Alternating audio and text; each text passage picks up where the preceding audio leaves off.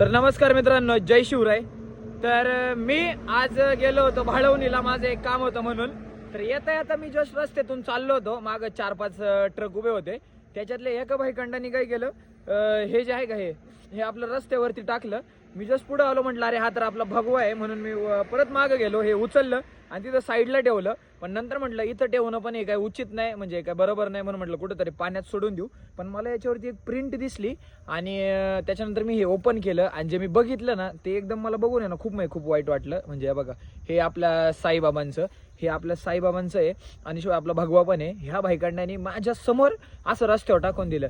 यांना आपण महाराष्ट्रात येऊन देतो, महाराष्ट्रात येऊन यांचे पोट भरतात आणि म्हणजे थोडक्यात इथं येऊन आपल्या जीवावरती हे करून आपल्यावरतीच उडायचं का? हा, हे कुठला न्याय आहे ना? हे जरा काही गोष्टींवरती लक्ष दिलं पाहिजे. हे भाईखंड आहे ना आता लयच डोक्यावर बसत चालले ते. यांना कानात नका मुतून देऊ, बाकी काही नाही. यांना वेळेवर यांचा जरा निर्णय केला पाहिजे. मी आता निघालो, तर आता हे मी कुठंतरी पाण्यात सोडून देतो. ओके, धन्यवाद.